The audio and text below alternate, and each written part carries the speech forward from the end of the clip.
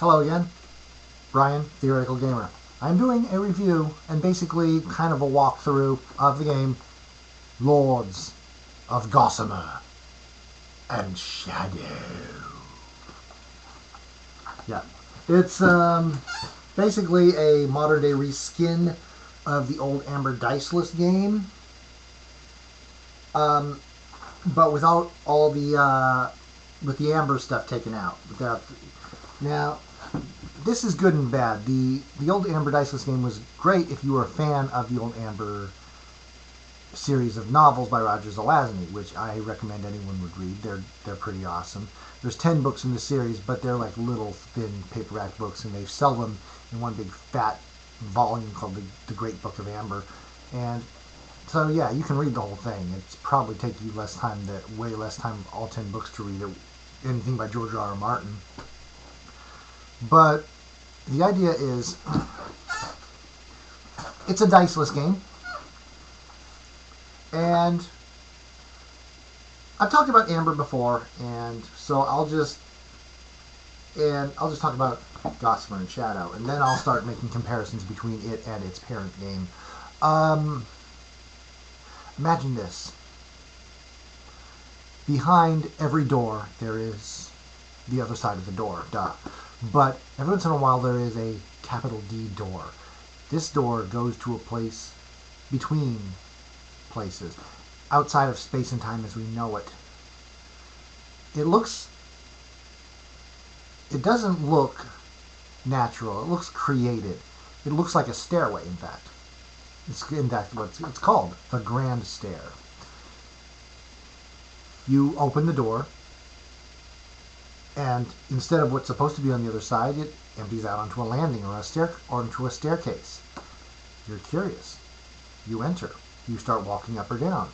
There's lots and lots of doors, and maybe sometimes this stairway will enter into a landing and go into other staircases. Sometimes it'll open up into grand ballrooms and spiral staircases, and it just seems to go on and on and on forever. And there's always doors. Doors to other worlds, or doors to other lands. Sometimes you can, and the Grand Stair seems to choose people. Every once in a while, someone will just look at a door and say, that door is not normal. I'm going to go check that out. And they'll open it up, and the Grand Stair will have chosen another champion. And if you are part of the Grand Stair, if you have traveled between worlds, you are strengthened. You are improved. You become stronger, tougher, faster. You think more clearly. Your mind is stronger.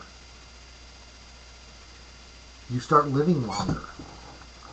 You become, well, almost like a demigod. You're many times stronger and tougher and better than any of the people you meet on these worlds you travel to. Do you want power over these people? Do you want to set up your own kingdom? Do you want to take over the world? You probably could. You just have to figure out how. Once you're out there, actual power is not hard to come by, because you discover that there are other forms of power. There are some little ones. Some people will learn how to create artistic objects that can enter the mind of a specific person, sometimes for beneficial reasons, communication and even instant travel to where that person is. But sometimes you can attack their mind through it. There's also sorcery. Sorcery it's tough to learn. It doesn't work everywhere, but it's very versatile, and sometimes it gives you a lot of raw power. The two greatest powers are Eidolon and Umbra. The Eidolon is basically all the order in the universe, the tendency of things to follow patterns, to want to remain stable. The Umbra is the opposite. It is the entropy of the universe, the randomness, the tendency of things to want to break down. And the struggle between them is what makes reality possible. Are the Eidolon and Umbra intelligent? If they are, they they're probably intelligent above and beyond any means that we know of. But some people can kind of get to know these forces on a primal level. They become one with the Eidolon, they master it, or the Umbra. And in so doing can gain great power. An Eidolon master can, well, he can go into one of the many worlds, the infinite worlds on the other side of the doors, and they can impose order on it. They can alter it to their will. The Umbra master can do the same. He uses different methods, but he can gain great power. You can bend worlds to your will. You are basically a demigod at this point. People who know of the Gossamer Lords, and that's what you are now, they're a little afraid of you, and with good reason. The Grand Stair is a mystery even to the Gossamer Lords. It seems to have always been there. The Gossamer Lords seem to be its current masters, although there was a race of beings called the Dwimmer-like, very powerful beings with access to the Grand Stair, very powerful, very expansionist, they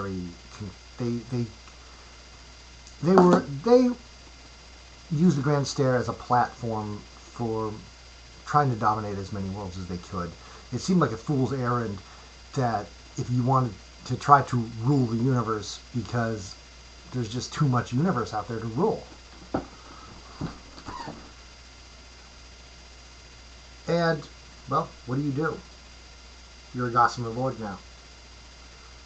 You can do anything you want, really.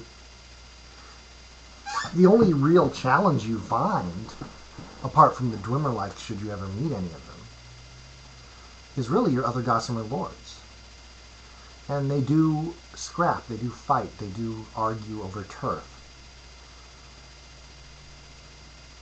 Lots of little disputes. They try to keep things civil, but you know how that works. It's a big universe, and they're not going to be watching you all the time. So how do you play? Well,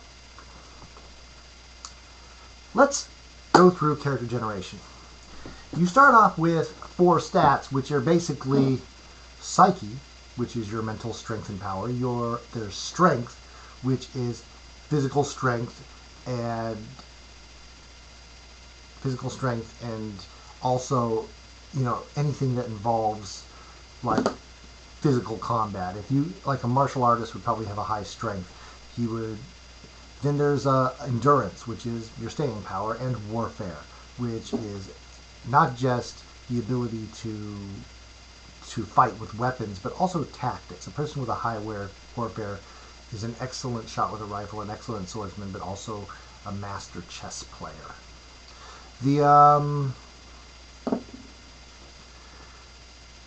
The standard way to determine stats is you start off with 100 points that you spend on everything. You spend it on powers, you spend it on artifacts or domains that you own, places that you're stomping around, and to buy your stats.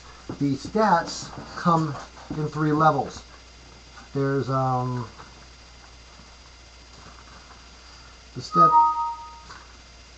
stats come with 3 levels. There is there's the normal human rank, which is the bottom rank. But then there's what they call Paragon rank. Oh man, I should have this ready. Okay, basically what you do is you have an auction. You bid on it. And the cool thing is, okay, yeah, it's average, superior, paragon, and ranked. The average is basically, anyone living, like pretty much you and everyone you know. Superior is someone who is pretty damn impressive. Like superior strength would be like a power builder, someone who has worked his whole life to become superior. And then Paragon is, you're about 2, 3, 4 times more powerful than a normal human could be. You are superhuman. Then, your character, because he is, he has traveled the Grand Stair, he has become more than a normal human. Paragon is the default. Paragon is what you start at. Then you have the auction, where basically you all bid against each other in order to have ranks. So you might have a bid and someone might end, like, okay, let's have the Psyche auction, and someone might end up with 40 points in Psyche, then someone else might have 20, someone else might have 10, and then the fourth person might not have bid at all, and maybe even have gotten extra points by selling his down to superior or even average. Selling down to average is possible, but so not recommended. It's the kind of thing that, it's like if squash you like a bug level, right? It is like a serious weakness that you probably will die in a game or two because you shouldn't have had that serious weakness. But it's there if you want it. So, okay, side note. When I was young, I was in my 20s, and it was early 90s, and Amber was a new game. And I ran the auction. And I swear to God, it was funny because, now we were old school nerds. And I think most old school nerds are convinced that they are the most intelligent person ever to walk the face of the earth. And since they know that they're intelligent, it's something that they are, it's intrinsic to them, they don't actually have to say, do, or think anything intelligent. Why? They are intelligent.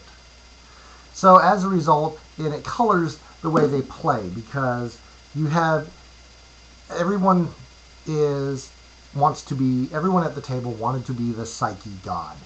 They're like, you get 100 points to spend, but you can go over 100. You can spend over 100 by through various means, like selling down attributes. And there's also a mechanic in the game called stuff. If you have points left over after buying everything, you can get good stuff. If you go over, you can have bad stuff. These are the closest that this diceless game comes to luck, because if something could go either way, and I have to make a call whether it goes in your favor or not, if you have good stuff, awesome, you lucked out. Things happen your way.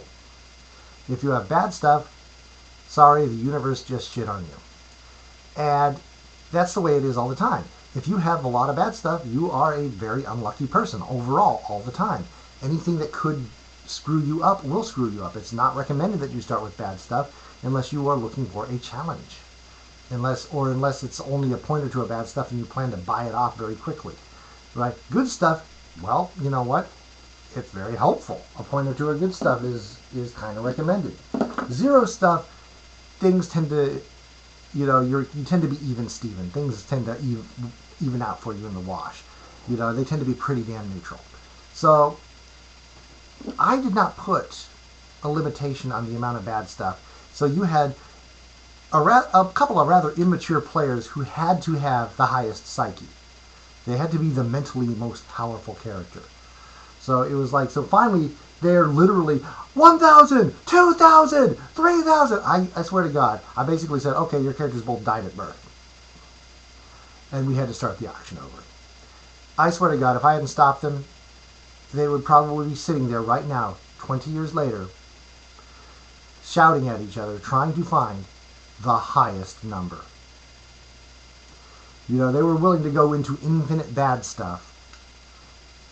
So what ended up happening was,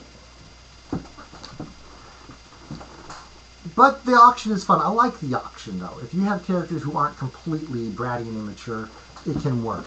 Because, in a weird way, when you're role-playing in the character generation And it's in a weird way, even if you're a mature player, it helps if you're playing the part of a slightly immature player. I know that sounds weird and kind of meta, but hear me out. It's like if you say part of the purpose of the auction is to set up rivalries. So if you got two people who are fighting over the warfare auction, and one of them goes over what he wanted to spend, and can't start with the power that he wanted, and he's glaring at the other person like, "Oh, you made me do this." You know, even if they're totally mature and they're totally cool with it, like, but that's the basis of an in-game rivalry between the game encourages a certain level of PvP, not as much as the original Amber, where you were supposed to be like at each other's throats. But this one has a little bit of rivalry, a little bit of one-upsmanship, a little bit of, I am a god and you're a god and we can't have two gods. It's so you go through the auction in order: psyche, strength, endurance, warfare. I'm trying to sell you on these things. I'm trying to get you to bid. Right? Then, after all the attributes are... Now, some people will run the game and you will use optional methods. You'll be like, well, no, just spend the points you want on, if you don't want to go above 30 on psyche, don't go above 30 on psyche. And if you're smart and you don't let yourself get caught up in the auction, you'll just bid 30 and stick there. And then at the end of it, you'll say, okay, first rank, second rank, third rank, fourth rank. First rank, after the auction's over, you can kind of fiddle with the ranks and buy yourself up secretly after that, unless you're first rank. If you're first rank, you're the best, and everybody knows it, and you can't really improve past that. You can't become bester. But so that's the downside, but the upside is you're the best. So then, you buy powers. Powers are like Warden of the Grand Stair. That's a simple 10-point power that basically means you can spot doors to the Grand Stair and you can use it. Then there's Master of the Grand Stair, which gives you additional powers like you can create doors.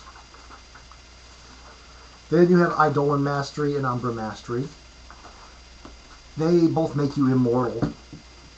Not completely indestructible, but, you tend to live forever if someone doesn't kill you.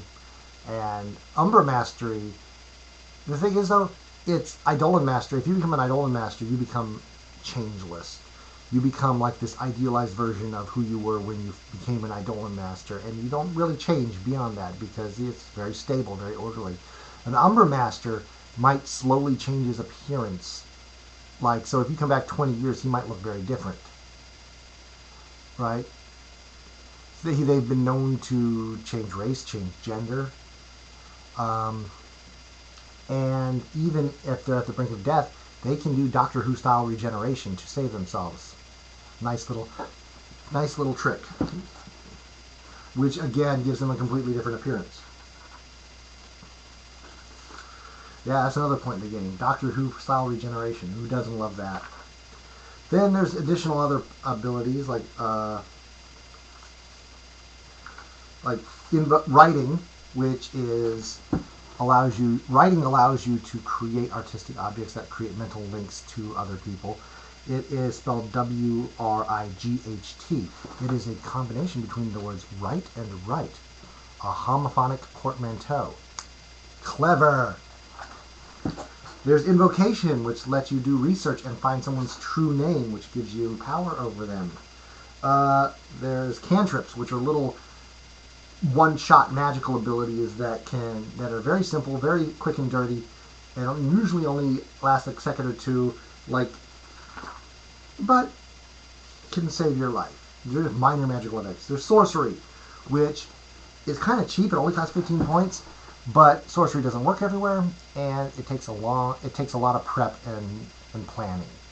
It's not like in a weird way. It's like old school D&D magic users, in that it takes like the spell that summons lightning to fry your enemies might take like half an hour to an hour to cast, Obviously, your enemy's not going to stand there and just wait while you, don't worry, I'll wait, while you cast this long spell, which means you cast it in advance. You leave off a few keywords like linchpin, called linchpins, which are basically like, you know, the final few words of the spell that usually include like the target or stuff like that. And then you hang it somewhere. If you have Eidolon or Umbra, you can hang it in the Eidolon or Umbra itself. Usually, though, you have a tool. It could be like a magic ring or a wand, right? A wand that could like store up to 12 spells. So, which is where you get the wizard who just says a few magic words and waves the wand, and boom, electric death comes out and explodes your head. Again, it's cheap because it doesn't work everywhere, and it does take a lot of prep, but it can be powerful. Stuff like that. And then you spend stuff on creatures and artifacts. You spend points on an artifact or a creature. It could be a dog. It could be a magic sword. I have forged a magic sword that shines like the sun, and I shall call it Excalibur or something like that. Now, let's say you build Excalibur and you spend points giving it all the powers. You may or may not want it to be intelligent, because who really wants an intelligent sword? I mean, but you make it really strong and tough and make it really damaging. But here's the weird thing: you're not really buying a sword. It's almost like it's a power. You're buying the power to have a sword. How is that different? Well, I'll tell you. If it's lost or damaged or broken, you can replace it easily. You can just say, my character makes another sword, or my character goes out into the Gossamer worlds in search of an equivalent sword, and he finds it. And in a very real sense, it's the same sword. It's his new Excalibur. It's like, I remember reading about there's this like temple in China or somewhere that has existed for thousands and thousands of years. And they were asked, well, obviously the materials need replacing. And it turns out not only have all the materials in the place been replaced several times, it's actually been destroyed and completely rebuilt on more than one occasion. And they're saying, well, is it really the same temple? And they're like, yes, it is the same temple. I mean, from a spiritual and mystical standpoint, there is no difference. It is, the spirit of the temple is still there. So it's kind of like that. If the physical Excalibur is destroyed, you get another one, and it's Excalibur. And in a weird way, a lot of the powers seem to be almost skill-based. In the original Amber game, there was a power called Conjuring that allowed you to create magic items, but which it didn't show up in this new version, and I thought this was a loss. And then finally, it hit me that you don't need that power, because technically anyone can make an Excalibur. Either you don't spend points on it. You just say, my character goes and he gathers the metal, and he spends magic, and he gets, he goes to a place of great magical power and creates the sword. And then either he doesn't spend points on Excalibur, in which case it's not really that special. It can be lost or whatever, or replaced, or he does spend points on it, and now it's permanently part of his legend, and he can't really permanently lose it. That sort of thing. It's like, do you want to spend points on this sword? And if you do, the sword is part of who you are. It's part of your legend. And a lot of the powers, I mean, obviously Eidolon and Umbra Mastery, the major powers, are like, they seem to be more like intrinsic powers of the universe. But the lesser ones, they seem to be almost skill-based. The writing ability to create the artistic objects, you've got to be an artist. You've got to learn how to capture the spirit of the person who you're painting to create this thing that you can use to mentally contact him, or this little sculpture. You've got to have that ability. You can't just, it's like saying, okay, I doubt writing is, I mean, it's probably fairly common, but not super common because it does take a great artistic gift. Invocation, where you find someone's true name, in a weird way, you are using the skill of research. You're researching someone to the point where you find out who they really are. It's like you're like the super detective in a way. It's like, but then, and let's say you're sitting down to play, and let me give you another example of a weird one. Like I said, have the power to have a sword. Well, you want to know where it gets weird? Multipliers. Here's the thing. Some guy comes up to you and says, I'm making a character, and he's badass, and he's a sorcerer, and he's a magic sword, and all the chicks dig him. All the chicks dig him. Yeah! Like, what does that mean? That means everywhere he goes, hot chicks come out of nowhere and follow him around and do anything he says. And you want a power for that. Sure, yeah. Is there a power for that? Is there a hot chick power? Yes, there is. Creatures and artifacts. Creatures and artifacts, although it even says that even though it's usually, it could be an animal, or it could be Alfred the butler. They even use him as an example. You know, someone connected to your character who... So let's say what you do is you come up with one hot chick. And ideally you want her as few points as possible. Ideally like as a minimum, like 1 point. So let's say she doesn't have any powers. She's just a hot chick, and you give her psychic resistance because she's so loyal to you. Now, then you add multipliers. The multipliers is times 1. 1 hot chick. Times 2. Okay, up to a dozen. They call that named and numbered. Times 3. A horde. That's your basic harem room. You go to a room and full of hot chicks. Then, times 4, worldwide. Basically, you have the world of hot chicks. But then you get to times 5 and times 6. And that's where it gets a little odd. Times 5 is you go to any world and you can find a hot chick. You might have to track her down. Times 6 is ubiquitous. Any world where hot chicks exist, you will always and easily find a bunch of them, and they'll just sort of come up, and they'll always have been there waiting for you to show up. Hi, what can we do for you? I know it's a sleazy example. You know, you could easily design a happy puppy that bounces and licks your face and tears out the throats of your enemies. And any world that has happy puppy equivalents, you'll have happy puppies following you around. It's the same thing.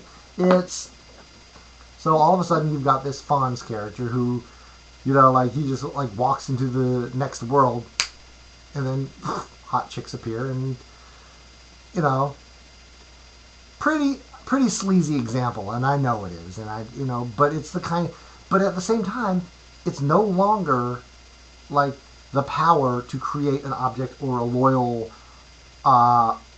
servant or artifact or animal or happy puppy or whatever. It's the power. It's become a power over the worlds themselves. Like Lexi, there's an ability called, I think it's called Domain, because it's the next thing you buy. You can choose to buy a domain, which is basically you've got one world that you pay for, and it's your stomping ground. Like, basic 1 point, it's your world, and you live there, and that's it. But then you can spend points to make it harder for other people to find, you make it guarded, and also have control over the contents. So you can spend points to make it so that it's always easy to find. You can like make it so that pretty much so that you can make it so that the next door that someone walks into turns out to be your world. And you're like, aha, welcome to my parlor.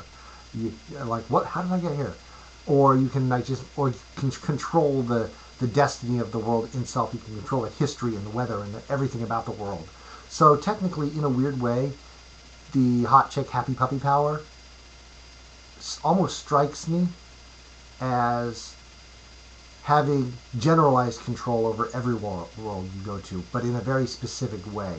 Like, instead of having absolute control over every detail of the one world that you've made your home, you've made it so that you're manipulating a specific detail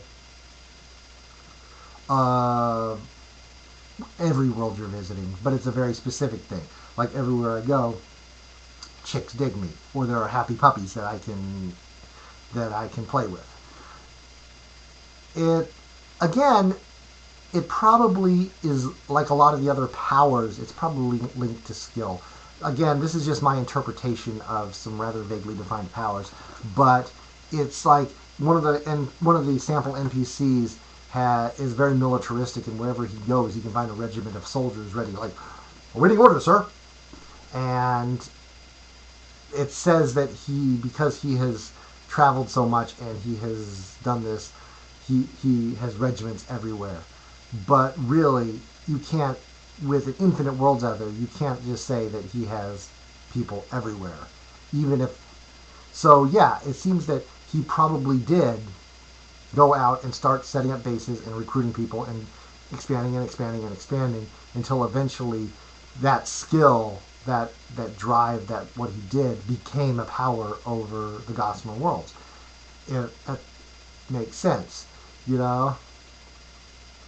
So the champion puppy breeder might have happy puppies wherever he goes, and because of his skill with puppies.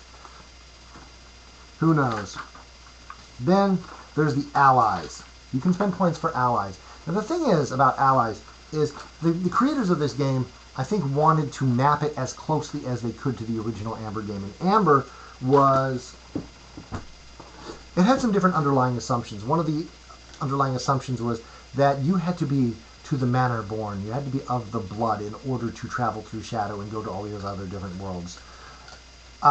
So if you overbid on the auction and you couldn't afford to buy one of the primal powers that allows you to travel between worlds, well, you could spend for an ally and say that you're related, you're of the blood, which means you can gain those powers eventually. They were excellent placeholders. Plus, there's a lot of political between these two different worlds. You know, like Amber and Chaos. So it does help to have friends. But really, the placeholder thing. Now, in this one, it does run in families. If you are a Gossamer Lord and you have kids, there's a good chance that they'll be Gossamer Lords. But at the same time, you can become a Gossamer Lord at random. So the whole allies thing is not nearly as necessary. I don't see a lot of people spending points on it unless they want to. It can be, but it's not nearly as important as it was. It didn't have that necessity that it did in Amber. But then, and that's pretty much it. The other thing that you can do is what I call bribing the game master. It's basically, and this is something that I thought was cool in Amber because it really did kind of add to stuff.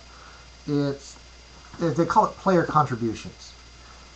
Basically, you can get a certain amount of extra character points at the beginning to buy more cool powers and artifacts and domains, etc., or stats by contributing to the game in a certain way. A lot of it, like one of them, is the campaign log. If you jot down everything that happens during the game, and then at the beginning of the next game, you say, okay, when we last left our heroes, this is what was happening. There's also, if you are an artist, you can get points by saying, I'll draw art of the characters, or villains, or worlds that are created. You know, if you decide to use, to draw character portraits and stuff. There's also you can. Or like quote lists. You could be the guy who writes down funny quotes. Or then there's another popular one is the diary. The diary is when, like, between sessions, you write your character's journal or diary. And then, obviously, you don't have to share that with the other players, but you should show it to the game master, especially if your character has plots and schemes and other cool stuff that he plans to do. And it even says other contributions, like if you got one person there and he likes to bake, he can make brownies or cookies before games, and when people show up, hey, brownies. It's the bribe the game master. It's the bribe or basically contribute to the game, and if you agree to do this, you get extra points. But then you start playing. I like the idea. I love the concepts behind it, but the problem is with the original game, Amber, you had Amber, and you had the Courts of Chaos, and you had these two big places that were contested and fought over, and they were considered to be the important places. Whereas in Lords of Gossamer Shadow, it's much less so. There's a few popular places, there's a few known places, but there's no central place that everyone... I mean, the thing is, though, people would try to conquer Amber, because Amber was considered the one real world. Everything was a shadow of Amber. If you ruled Amber, you ruled the universe. Whereas Gossamer and Shadow, you have NPCs that are all like, well, their motivation seems to be, I will rule the world. And I'm like, yeah, good luck with that. One of the worlds that is in one of the, PDF downloadable supplements is called the Black. The Black is basically this ancient intergalactic empire. You can't even take the Black as a domain. You can have like one planet or solar system in it as a domain. It's too big. Yeah, tell you what, don't take over the Black, and then we'll talk about you ruling all. These are people that are like, oh yes, I have ruled many worlds attached to the Grand Stair, and I will rule many, many more. And yes, I will rule all that exists. The whole rules the world thing doesn't seem to work that well in a setting where there's always more world. So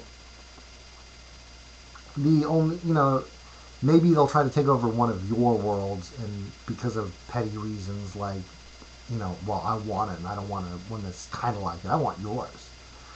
Pettiness is always a good villain motivation. But there is an enemy out there, the Dwemer-like. They're like, they have powers where they can they have some kind of mind-controlling powers, and they can do stuff like that, and they're like this very tall, like antlered, yellow-skinned, inhuman race that they ruled the Grand Stair for a long time, and then there was a big war, and then they were kind of kicked out, and now they're back. So it's a big thing, it's like but still, it would be kind of hard to come up with adventure ideas, especially for people this powerful. That would be the challenge, and I'm not great at adventure ideas anyway, or campaign ideas, But still, it's something that would be worth a try. I would love to get into the Grand Stair and just play, because there's something I'm having played and run Amber.